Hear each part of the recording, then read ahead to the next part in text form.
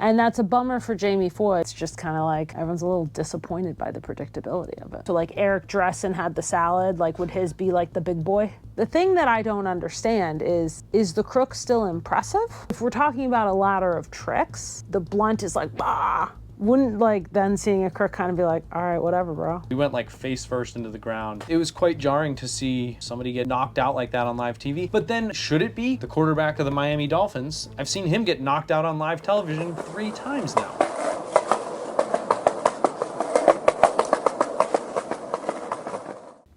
What are we doing? What are we doing? Some things have happened. Jamie Foy won SOTY. We all knew that was going to happen. Underwhelming. I think you're starting too topically. I think you should... What are we doing more existentially? Yeah, I think you should zoom out a bit more. Existentially, we're adrift. Wouldn't you say? Okay, maybe zoom in a little bit further than that, but okay. Not quite as much. Here's what's going on. We're in your parents' basement. We're living with your parents. Oh, okay. No? I mean,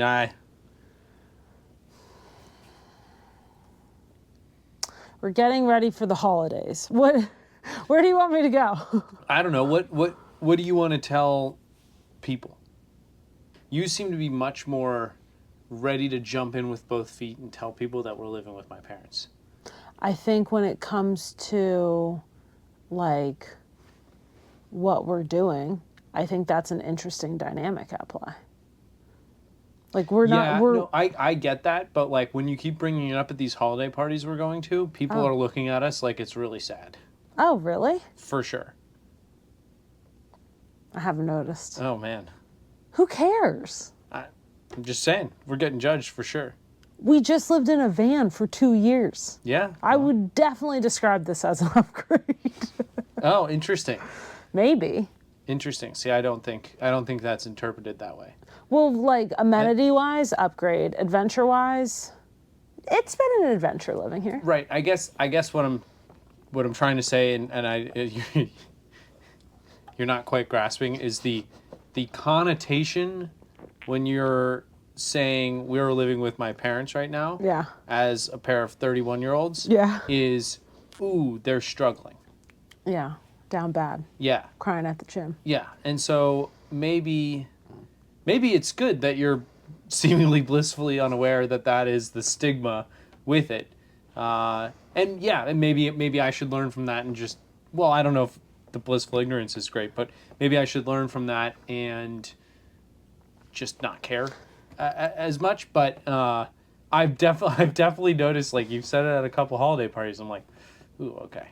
I gotta sell this slightly differently when I jump into the conversation, you know? But I guess like that's the thing is like I know there's a connotation for being 31 and moving back in with your parents or even like living with your parents. I just like it doesn't apply to us. And like I just don't think that should be anyone's automatic assumption. Like if I'm at a holiday party and I'm like, oh, and someone's like, oh, I live with my parents, I'd be like, oh, like there's so many reasons you do that. We know someone who bought his parents' house and now like lives with his parents in the house he grew up in. That's totally normal thing to do. There's people who maybe never move out. There's people who come back home to help care for parents. There's a lot of reasons to live with your parents. Now, for us... See, now you sound defensive. You've overcorrected. Shoot. But I just like, I guess like, maybe it's like my own personal privilege, but like as I'm saying, oh, we're like living with your parents, like I'm not worried that any, like, oh no, you're misjudging me in a like negative way. Boo-hoo. Yeah. Like I know what we're doing. Kind of. Kind of. I don't think either of us knows what we're doing. We're hanging out in your parents' basement. We're in my parents' basement. Okay. Yeah, I guess we are. Why not? What are we doing? We're cranking things up a notch and making a little show where we talk to each other. Yeah, are we, like, would you call this a podcast? It's like a video podcast. Yeah, I mean, I don't know. What do you call it when two people record themselves shooting the shit? Are we using nice terms? I'd love to hear one of each. Egocentric. Okay, what's the nice one? A podcast? Yeah. Yep. Guess it's a podcast. Listen, we lived in a van for like 2 years with only the two of us as like our only person to talk to. I don't know where I was going with that. Yeah, I'm not sure either. I was just thinking like, we can talk. It's no big deal. We just gibgab. Yeah, that is true. We've gotten pretty used to that. Maybe too used to it. So the TLDR is... We live in your parents' basement. Sorry, in your parents' house. We just hang out in the basement. Is that worse? Is living in the parents' basement? Is that too far? I don't know. Like... Because you corrected that one pretty quick. Yeah, that's a good point. I don't know. Anyways, the TLDR is we live with your parents. We only hung out together for almost 2 years in the van. And now we're recording our gibgab sessions. Yeah, I guess to back up a little bit, we spent the last 2 years driving around in a van, which, if you've been following the Skatewives social media presence, is why we have been showing up in random places all throughout the country and random skate parks all throughout the country over the last couple of years because we've just been driving around. And after, I don't know, 20 months or so, Emily decided that driving around in a van was no longer something that she'd like to do, which is fair. And so we are... What? That's fair. It is fair. I was ready for that adventure to come to a close. I was ready for a different adventure. I'm down to do more van travel. Yeah. Just the full-time living, I maxed out. Yeah, and there's a broader story to tell there, and we will tell that. And involving mental health. Just kidding. No, I was going to say it's like, I was going to go a different direction. It's actually much more, it's directly the reason that Skatewives has become a thing. Yes. And there's a bit to get into there that we will, but not right now. Right now, we are, I don't know, I guess we just have topics on our mind and find ourselves with topics on our mind fairly regularly and feel as though... I don't think we need to explain it. Okay, great. We've got like 55,000 people on Instagram. If they want to watch us talk, they will. If they don't, we will find out by 0 views on this video. Sounds good. Okay. So, if you're here, you know why you're here. So, what are we talking about? Underwhelming SOTY 2024 win, which is maybe not fair because Jamie Foy's parts were so sick. This is the... Oh, go ahead. I was going to run through the agenda for today. Oh, okay. Jhanka's brain injury, head injury. Yep. And why doing a blunt before a crook is so crazy. Okay. Right? Which one are we going to start with? Let's do SOTY 2024. Okay. I think this one's kind of quick. It's good. We've already recorded 2 videos about it. That's what I mean. This is the first SOTY race you've ever been privy to, correct? Yeah, it was kind of underwhelming. For anybody who's not familiar, SOTY is an acronym for Skater of the Year. I think that this was probably the most predictable SOTY ever since... Oh. No. I'd say 2020 was very unanimous. It was very clear that was going to be Mason Silva. I would say 2021, that one felt like it was going to be Mark Suciu. Mark Suciu was really close with 2019. He put out this really beautiful video part that I showed you before you were even involved in skateboarding. And you were like, oh, it's really clean. But he lost that year to this guy, Milton Martinez, who was like the physical embodiment of the word thrasher. So I totally get why. But anyway, I'm going off the rails. This felt like the most unanimous, most kind of tailor-made Skater of the Year pick in quite a long time, I thought. And I definitely influenced your thinking on that by saying that. But it feels like he was announced, on Saturday? Over the weekend, I think. And it's almost like all the chatter's just been gone. Like, usually there's a trickle of, this guy got snubbed or that guy got snubbed or I think it should be this. And it's kind of, he was announced and then it's over. Nobody cares. That's bad, though. Yes. right? Like you Yeah. want the chitter chatter. You want it to continue. Yes, Yeah. I would agree. And that's a bummer for Jamie Foy because he deserves people still talking about everything he did. It's just kind of like everyone's a little disappointed by the predictability of it. Yes. Yeah. And he did it so unanimously that like it's... Yeah, Everyone's already up to speed. Nothing else to talk about. Yeah. And it's an interesting parallel for kind of where his skating is at, which is just so mind-meltingly advanced at this point that it's almost hard to talk about because it's just it's like it's beyond human, and so therefore I find it. Is he doing brand new tricks? Never heard of, inventing his own? On handrails, yes. So like, I'm sure all the tricks he did, somebody has, like if you wrote it down on paper, Yeah. fakie flip, switch front crook.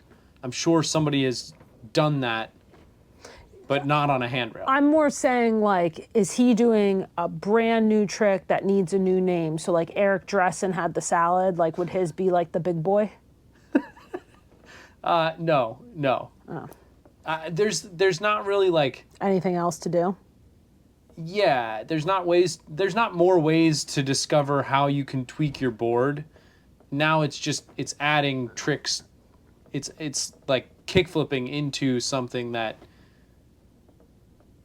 we haven't seen before. Like nobody's done a kickflip suchu grind, for example. But it's not, you wouldn't call a kickflip suchu grind, like that wouldn't get its own name. It's a Right. kickflip suchu grind. Right. It's never been done, but yeah. That would be a cool one to see, by the way. I'm sure Nigel could do that. What? Request for a kickflip into a suchu. Named after Mark Suchu. Yes.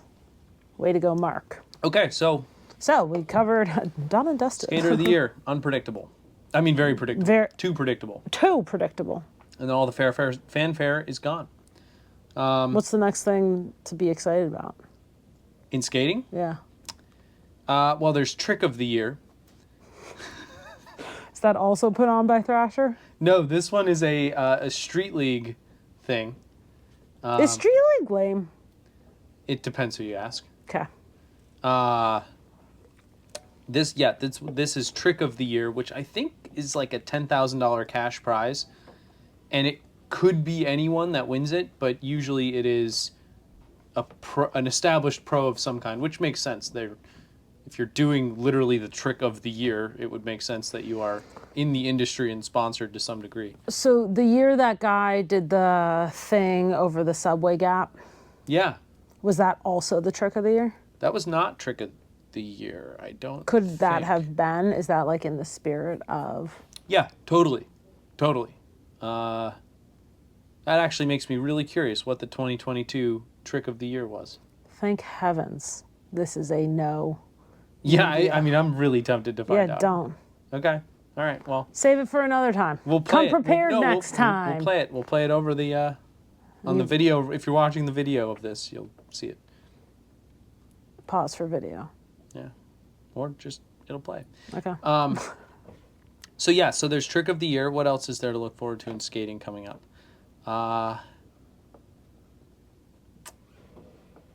Nothing. Tampa Pro isn't until I think March. I'm sure there is some sort of X Games winter event. I don't know. That's a great question. I don't know. So this is off season. Yeah, like the contest season has ended. Everybody, like all the big companies, just dropped their biggest videos because It's the end of the season. end of the season. They're all doing their holiday parties. Yeah, so it's and half the country it's cold.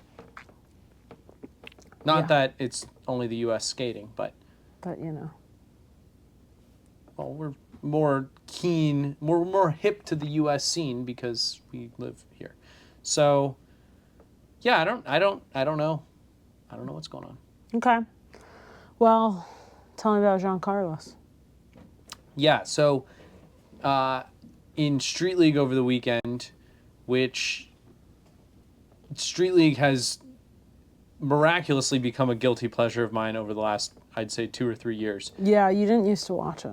I couldn't care at all before. Yeah. And it was watching Gifted Hater would do streams. I didn't watch his streams, but he used to do like recaps of it and just kind of go through it. And in watching a couple of those, that steered me to just watching them myself. Why? Like, what was it? I think there's a familiarity in the format of knowing about how it's going to go. You know, it's going to be these skaters, here's the obstacle, and then you start to get familiar with which tricks different skaters are doing. And then it comes down to, oh man, like is Ryan DeCenzo going to land this kickflip front nose blunt? And there's a combination of, will he do it in those tries? If he does, what is he going to do next?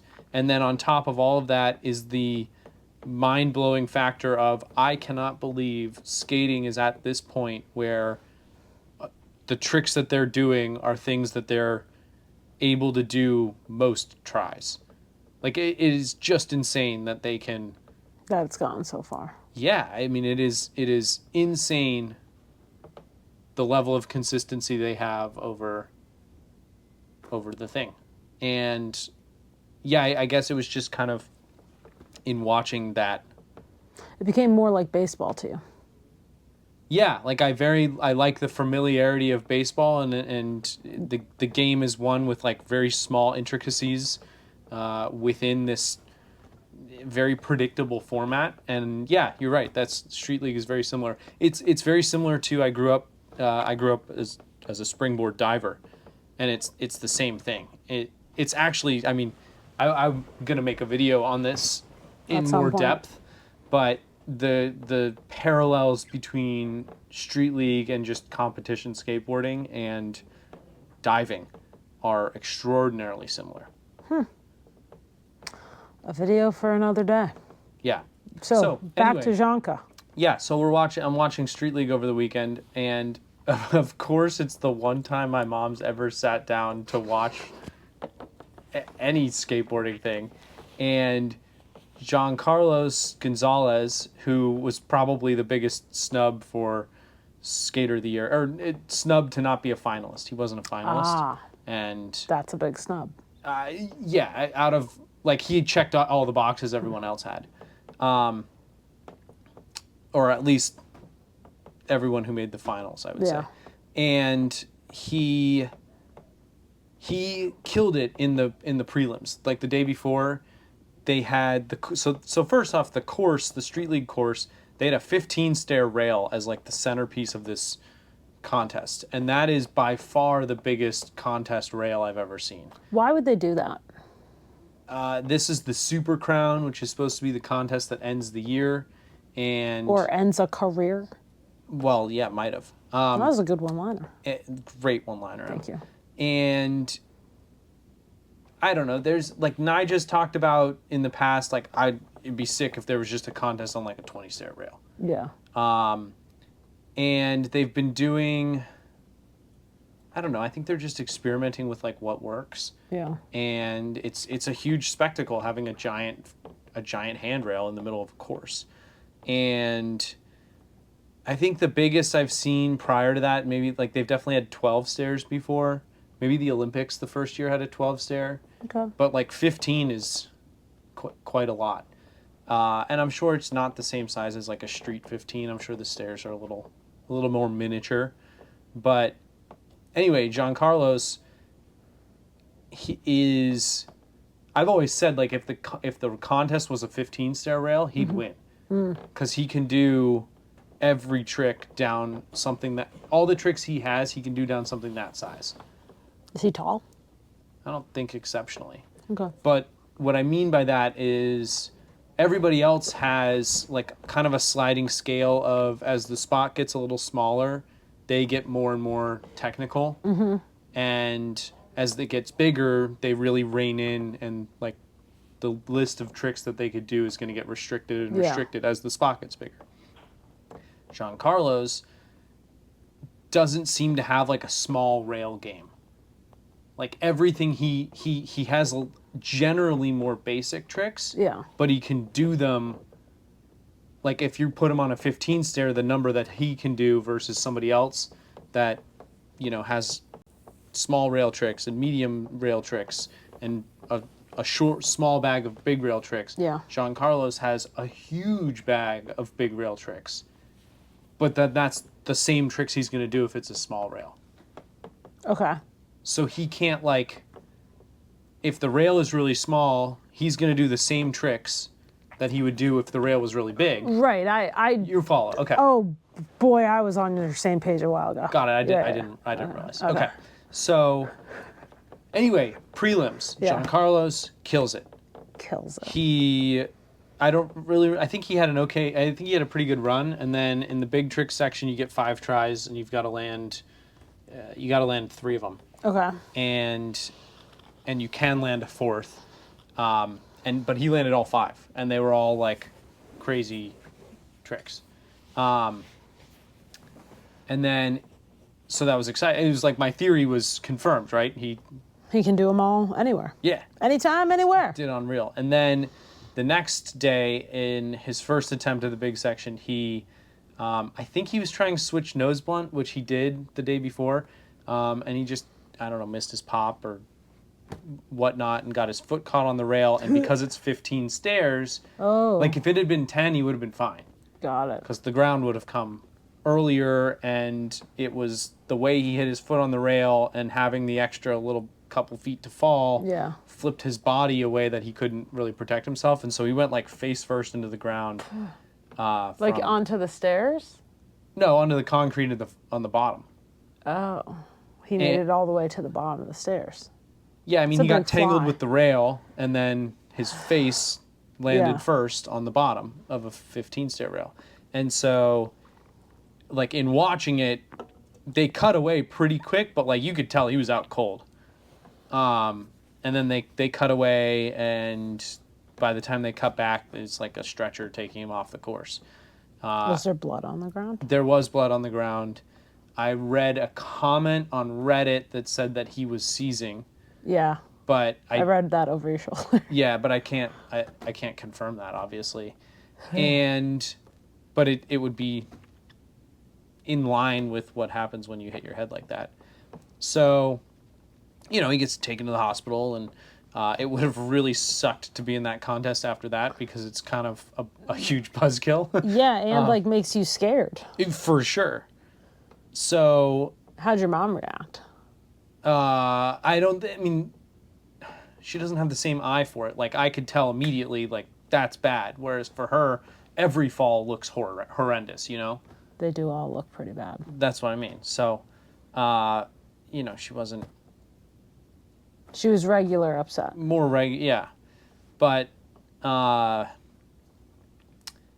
it opens an interesting discussion on, frankly, like, helmets and I think more broadly just head trauma in skating. And as I was thinking about it a lot after the fact, because he knocked out.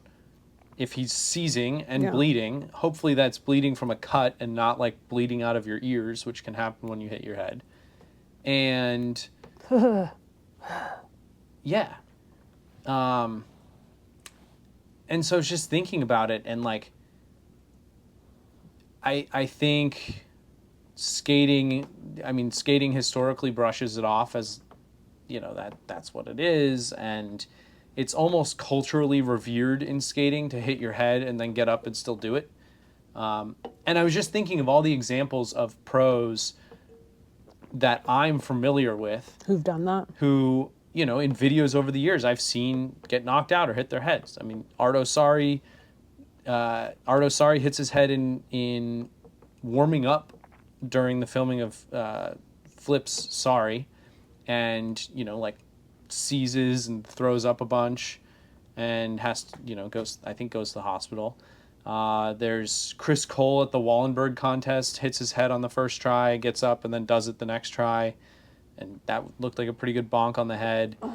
In Kanan Dern gets knocked out at the beginning of one of his zero parts. All right, the just list is good for me. Face going across the ground. Stop. I mean, there's a ton. Like Nigel's bleeding out of his head from Hollywood 16 when he tried to switch front feeble it. I get it. Jaws, happy medium, tries to ollie into this dumpster and I mean, you could see his eyes roll back in his head. Okay. There's a ton. I hear you. I want the examples to stop. Okay, sorry. Yeah, it's giving me the absolute heebie-jeebies. Yeah. And you don't want me to feel that way about the thing that you love to do. No, I know.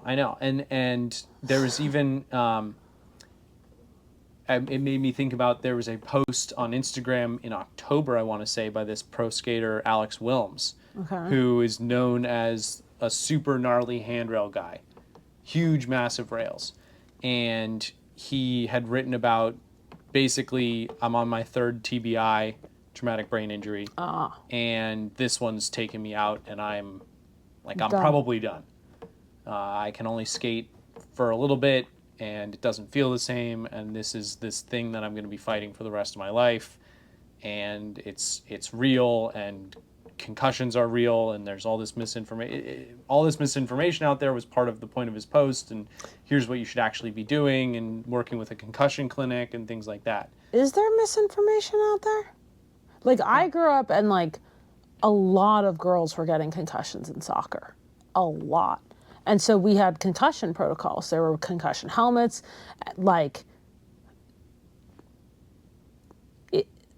What misinformation is there? You've had an injury to your brain. It's basically, you'd have to go into his post, and it's an interesting post to read. The gist of it, as far as I understand it, is that there's all kinds of different impacts that the brain can take that are not necessarily head smashing concrete, resulting in a concussion. It could be something just like whiplash. If you get into a car accident, your head doesn't even need to hit anything, because a concussion is your brain hitting your skull. Yes. So you can undergo concussions in scenarios where you probably don't think you're undergoing a concussion. Yep. And then two, he kind of talks about how, in recovery time from it, you're often told, wait till the symptoms go away. And in terms of your brain actually healing, that is, again, his words and his argument through working with this concussion clinic, that's not accurate either. Yeah. You need weeks of healing. And he talks about mapping symptoms over time, and how he talks about how concussions can stack up, where you get one or two, and all of a sudden your fine motor skills are just a little bit off. Right? Oh. Change, right? Yeah. You just can't operate the board quite as precisely as you once were able to, which leads to more the likelihood that you're going to get another one by messing up. Yeah. And so it's just it's all it's an interesting read, and it just and then seeing another one like this one on the broadcasted live, it introduces a fascinating argument about helmets, and let's buck up and just put on a helmet. And it's interesting, and I don't know how to think about it for myself in a lot of ways, because it's I'm not, and I was skating around the skate park today, and I was thinking about it, I'm not right now, I'm not in fear of hitting my head based on what I'm skating. Yeah. It would take a pretty freak thing to be doing flip tricks over a hip transfer at a skate park. It would take a pretty freak thing to happen for me to end up on my head. And in 20 plus years of skateboarding, I've hit my head twice. I saw one. Yeah, you did. Spooky. But yeah, it's just, and I think you get into, there's been couple high-profile suicides in skateboarding, and I think that leads into a whole CTE discussion. Jhanka did a really good article several years ago on CTE and skateboarding. CTE is? I don't know what the acronym stands for, but it's the degenerative brain disease that all the football players have. Yeah, I don't know either. I just thought it'd be good to. Yeah, I don't know. But yeah, anyway, I was just it's a complicated topic in some sense. I mean, it's if you look at snowboarding as well, right? Yeah. Where resort skiing and resort snowboarding, most people are wearing helmets now. I'd say 3 out of 4 at least. I bully friends into wearing helmets. Yeah, 3 out of 4 people that you see out there, Yeah. if not more. However, if you look at like street snowboarding, Yeah. and pro snowboarders are not. Yeah. In contests will make them. So like when we went to Do Tour and you saw like there's a guy in a bike helmet and I think there's another guy in like a weird funny helmet and stuff. Yeah. That's because They don't they're have a being helmet. forced to Yeah. wear helmets. It's because helmets aren't cool. It is. That's why. Yeah, and It's because your mom makes you wear a helmet, and no one wants to wear a helmet when your mom says you have to. No, it's true, and also in the case of Jhanka's fall this weekend, he smashed his face, like side of his head and the front of his face. I don't know if a helmet would have done anything. Yeah. It probably wouldn't have hurt. Yeah. But would it have prevented that? Prevented him from getting knocked out? Probably not. And then it's a broader question too, right? Where car accidents in the U.S. kill 120 people a day. Okay. The main cause of fatalities in car accidents is head trauma. So why don't we all wear helmets when we drive? Yeah. We're not gonna actually get into that, but No, I know. And you mentioned soccer earlier. Yeah. Like soccer, as far as the sport goes, yeah. concussions are more prevalent in soccer than any other sport. Why don't they wear helmets? Why don't cheerleaders wear helmets, which have the highest rate of concussions for per participant in high school sports? How do you know all these stats? I like data. Is that what you've been doing all day? Just reading about concussions? No. I played baseball for 15 years. I've seen more concussions on a baseball field than I have in 20 plus years of skateboarding. And as far as hours go, I've spent a lot more time around skateboarding than I have baseball. So it's just, So? it's complicated. And I just thought, I guess I don't really have like a thesis necessarily, but I'm sure it'll develop over time though. Yeah, it was quite jarring to see, somebody get knocked out like that on live TV. But then, should it be? Because I've seen Tua Tagovailoa, the quarterback of the Miami Dolphins, I've seen him get knocked out on live television 3 times now. So, like it's crazy. It's crazy what we're. Don't take me down this entertainment. path. Yeah. Don't take me down this path because. So anyway, let us know what you think about helmets and skateboarding. society.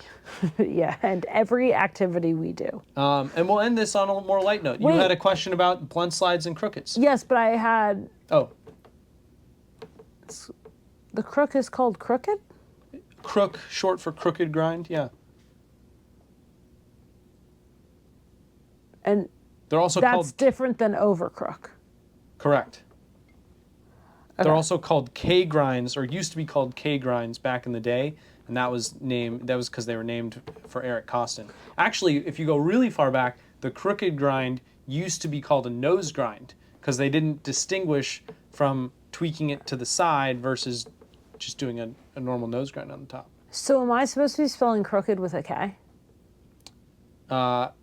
No, that confuses people. Crook, it's CROOK. That's what, yeah. Yeah, but then that's what's confusing people is because they've Used to be called K grinds. they've also been named K grinds, but that was because of Eric Costin, whose last name starts with a K. Right, so wouldn't it make sense that if the name evolved into a crook, you just keep the K? Yeah, but the crook came from because it's the angle of the trick is crooked. Right, but Eric Costin did what? He did the trick. So Yeah, why wouldn't you combo them?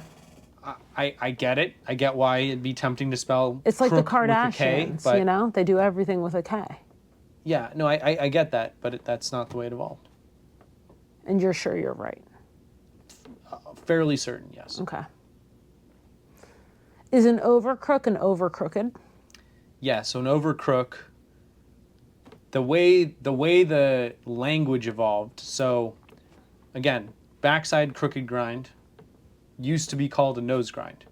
And eventually they decided to distinguish that because it was tweaked and your nose is kind of down instead of balanced, to call it a crooked grind. I have to be so honest. I like spaced out in the middle of that description. You want to run it back? Backside something. I had hardly started. So here, I'll use my board as a demonstration here. So pretend I'm going towards you, right? Okay. And I ride goofy, so my toes are where my fingers are. So this is a crooked grind, Okay. where you're on your front truck and the board is angled sideways. So when you're on your front truck, what you really... Oh, you are on it. Just kidding. Yeah. What this used to be called, like in the 90s, this was a nose grind. Okay. Because you're grinding and you're on your nose. But this is also a nose grind. And so they decided to distinguish that as it's tweaked out to the side like this is a crooked grind, and then a nose grind is something else. Okay. What's the transition point? It's ambiguous. Okay. I kind of think it's like to do a crooked grind and you can't really see it. You're on the right side of your truck, and you're kind of you can actually see where I have a groove on my trucks from doing them. Whereas if you're going to nose grind it, you want your wheel all the way up against. You want to be on the other side of your truck. Oh. So maybe you'd call that the distinction. Yeah, but so you had nose grind, which turned into crooked grind, and then you can do it on the other side of the ledge, right? So a front side, that was a backside crooked grind, or a front side crooked grind if you're going the other direction. Yes. So eventually an overcrook, you still with me? Backside, because you're coming up with your back towards Facing the ledge. the ledge. Front side, you're coming up front on. Which one's harder? Backside crook or frontside crook? Yeah, Backside crook. because your weight... Oh, sorry. Harder? Yeah. Harder? Front crook is way harder. Yeah, because your weight is way off, right? Yeah, and you're Your kind weight of is angled not backwards. on the thing. Yeah, Yeah. okay. And you're going down backwards. Yeah, I mean, back crook is like one of the first 4 tricks you learn on ledges. Whereas front crook, like I've only done a handful of them. Got it. Okay, Whereas back crook, like I learned those in 7th grade. got it. Okay, I'm ready. Overcrook started because you could ollie over the rail into a crooked grind on the other side.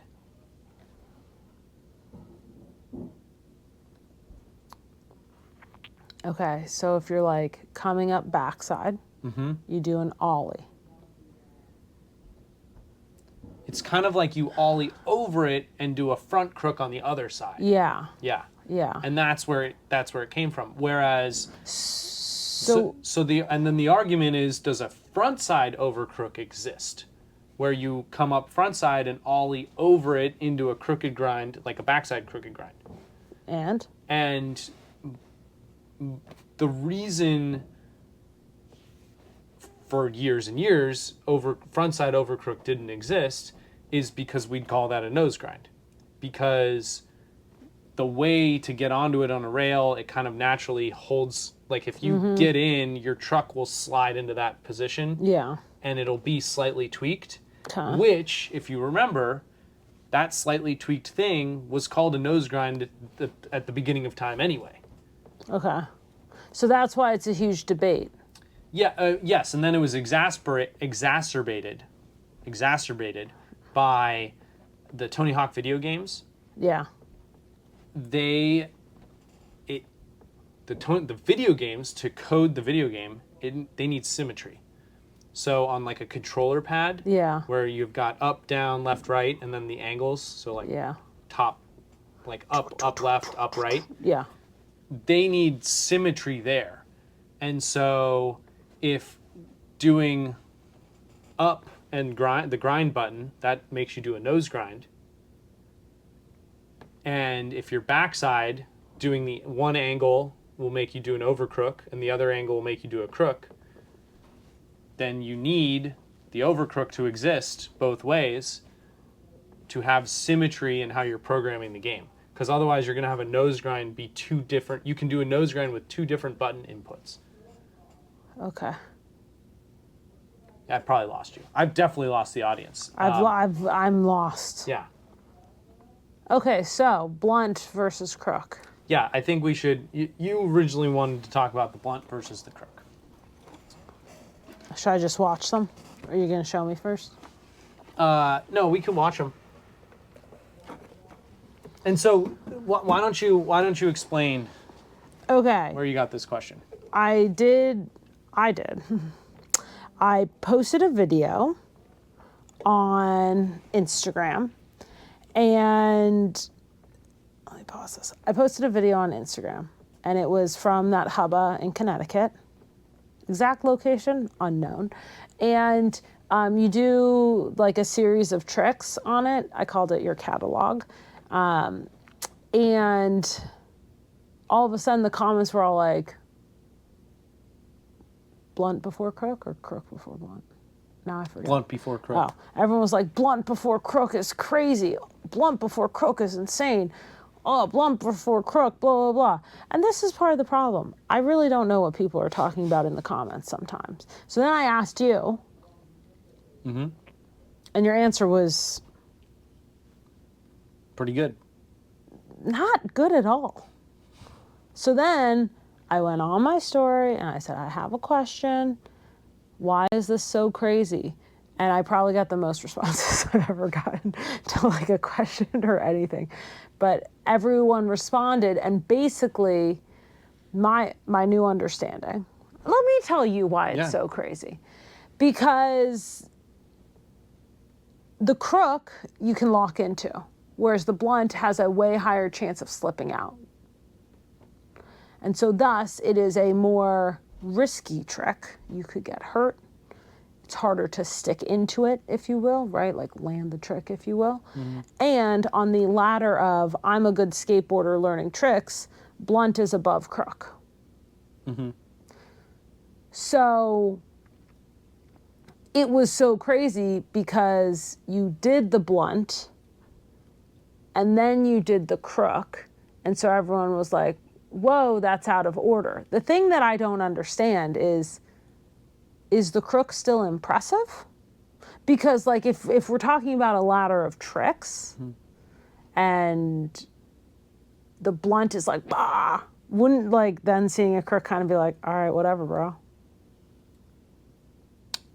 Interesting. Where do you want me to start with that?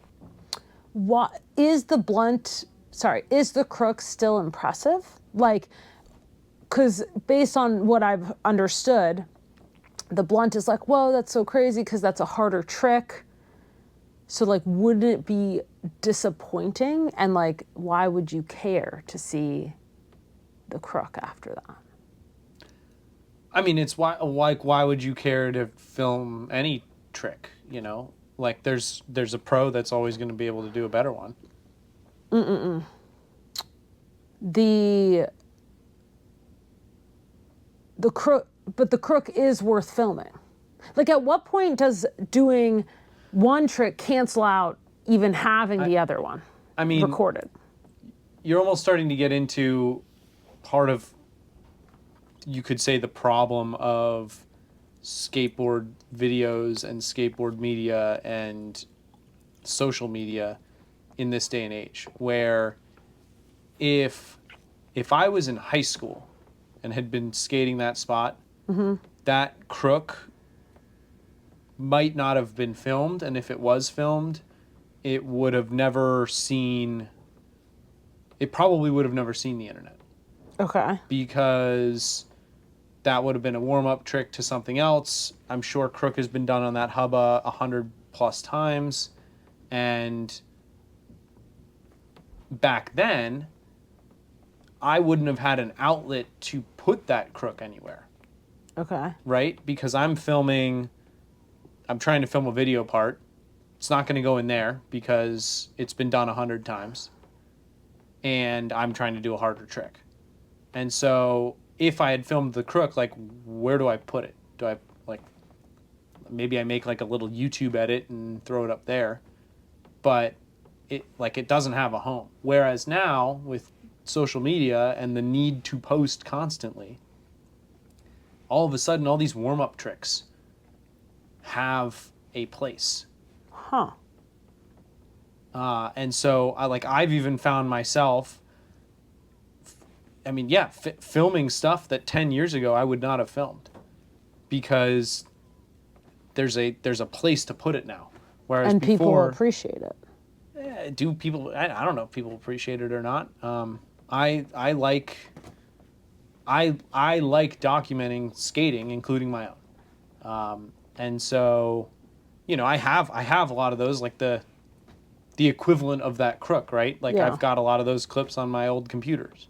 Okay. And, you know, several of them have never seen the light of day because, again, they didn't have anywhere to go back then. So is it impressive? I don't know. It depends who's watching it. I think at some point there's probably an impressive aspect to being able to do that many different tricks on an obstacle. The catalog. The catalog, exactly. But yeah, I mean, it's just skateboarding's changed a bunch. Interesting. So I think what I'm hearing is I will not be satisfied. With what? Why it was so crazy. I get, like, it was technically, some people said it was not a harder trick, but which, like, they seem delulu, right? Is crook a harder trick than a blunt slide? I mean, it depends on the person. There's a reason I did it earlier. Is a blunt slide, I would say, it's more can go wrong. A crook, you can, like, you're not really even committing much weight over the obstacle.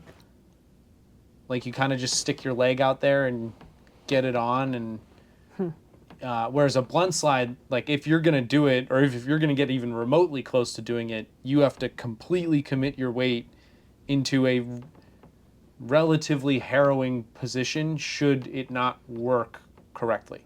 Whereas a crook, it's super easy to bail. A get in, get out situation. Yeah, and so I find at different points in time, I would choose one or the other for which one I'd rather do. And I would say over the last couple of years, for whatever reason, crooks have become more finicky with me. And blunt slides, I think I'm better at blunt slides relative to other stuff. And so then the question is, like, am I really going to commit to it? Because that's the only way to do it. And so it was easier for me because I committed fully to it and didn't totally eat it beforehand. Okay. Said another way, if I tried 20 crooks and I tried 20 blunt slides, Yeah. Bailing 20 blunt slides, no problem. Got it. Bailing 20 crooks, no problem. No problem. Bailing 20 blunt slides, Yikes. a couple of those might be pretty sketch. Okay. So. I think my brain's at max skateboarding capacity. For sure. I've been glazing over a bit. Yeah, we went way deeper than I thought we were going to. You had a lot to say. Yeah, I mean, and this could be problematic for this format of video, but we'll see. Well, we can just cut you right out. Maybe we will. No, we won't. Because I think, for example, the head injury thing, you named so many people.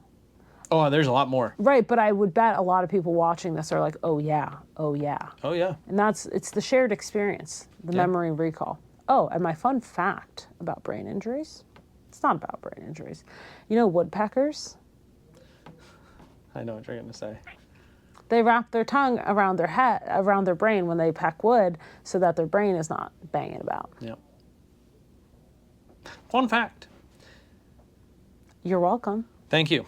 Thank you for the fun fact. Okay, so to anyone who's made it this far in this video, we'd very much appreciate feedback on topics. Yeah. If you have feedback on the topics we've chose to talk Submissions are open. about. Feedback on the format. Like it? Don't like it? What would you tweak? We'll I'm be open to feedback. We'll be honest. We're probably sticking with the basement, but we could change up the angles. And then frequency. I don't know how frequent we're going to do this. Maybe Whenever we want. Yeah, maybe whenever we want.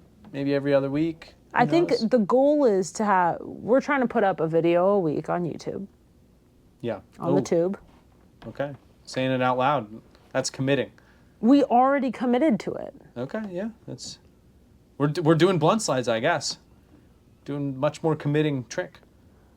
I didn't learn enough. Anyway, so, you'll see us once a week. And sometimes it'll just be us in our armchairs. Yeah. Anyway, we're going to do that. And we are... What do we have going on in the meantime? Well, your dad made chicken for dinner. Call back. And we are headed out to snowboard this week. We've got a little holiday trip. We're going to be hitting the slopes. Shloop, shloop, shloop. A pre-holiday trip. Yeah, because we come back here for the Christmas Eve party. Woo! I've got unfinished goals from last snowboard season because I got injured my season was cut short last year due to injury, which was very unfortunate because we were in the van living in the mountains full time. You know what? I think this would be a great topic to save for next week's episode. Okay, well, as a teaser, we'll see if I accomplish some of the unaccomplished goals from last season this coming week. He's got a new helmet, so wow, very pro. Yeah, prompted me to get a new helmet for snowboarding. Some of us want to keep that brain nice and safe. Thank you. You're welcome. All right, well, put her there, partner. You're crazy. Not as crazy as you.